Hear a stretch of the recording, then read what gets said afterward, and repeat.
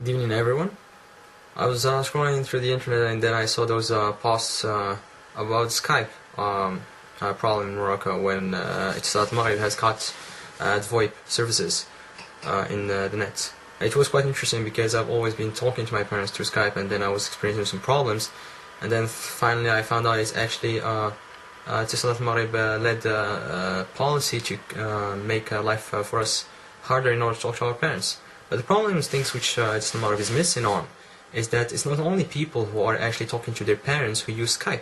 Skype has been using Skype for international conferences, for online meetings, and so on. People are having their interviews on Skype.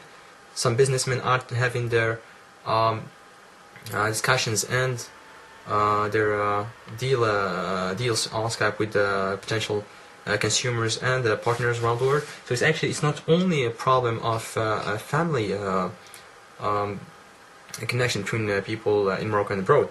And it's quite sad because here we see that as one of the fellow Moroccans have mentioned in a video, it's actually the failure of Etisalat Maghreb to secure a wide support among the audience is that what pushed the corporation or the company to lead this coward policy, because actually this shows an inability of a corporation or a multinational or to uphold competitiveness.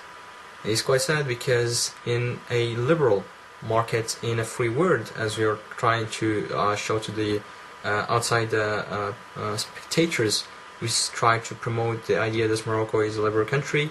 We're having fairness in our markets. We have implemented the competitivity of the capitalist and liberal system.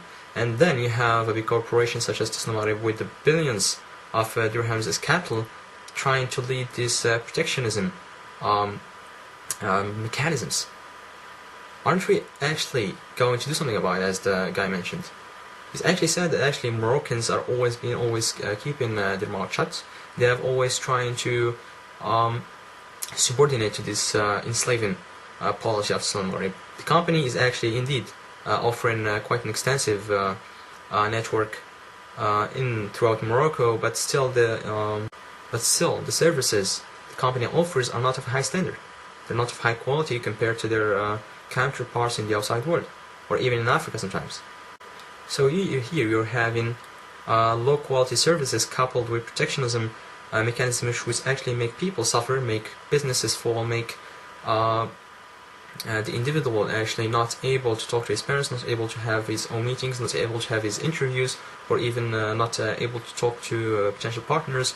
It is a policy which does not only affect the economic market and the economic approach to the problems, actually affects the everyday life of the citizen.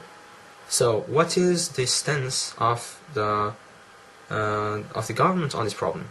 The government has to ensure that people have an equal and free access to internet, to all its features and softwares, and shouldn't allow any company to interfere with that right. It is stated in all international treaties, on all international. It's common sense. It's not even relevant to any legal binding documents. Common sense is to let people enjoy the joys of internet freely and without interference. If it is actually a state-sponsored initiative, if the country or the government are fearing that potential threats might be posed by this kind of communication, such as the non-ability of the government to monitor or even to spy on the chats and discussion going on, well, that's another story. Then the government should take all responsibility for this matter, and then the people should ask for a certain revolt or even uprising against this government policy, because it's actually interfering with the right of privacy of the citizen, of the consumer, and also the right to circulate information without interference from the government. I can't stop but getting ashamed of these policies, especially that they are affecting so many people, a wide array of social spectrum, and then the only thing we can do about it is to shut up, because actually there is nothing the citizen in Morocco can do about such coercive measures. The only thing we can do is maybe protest, maybe call out for this shaming step, but then what? Would the government take any stance on it? Probably not. The culture of protest is not yet entrenched in the Moroccan society, in the Moroccan system, and even though it is, it will take many years to actually take its full effect. So whatever we can do now is probably to construct community and social initiatives in order to counterattack these types of coward mechanisms, such as the blockage of the VoIP services. What you can do is maybe to boycott these companies, as my counterpart mentioned in the video about the same subject. We can boycott, or we can actually move on to new companies to ask for their services, pay Meditel or Inui or whatever, or maybe you can even lead a media campaign against this company and actually shame it in the outside world.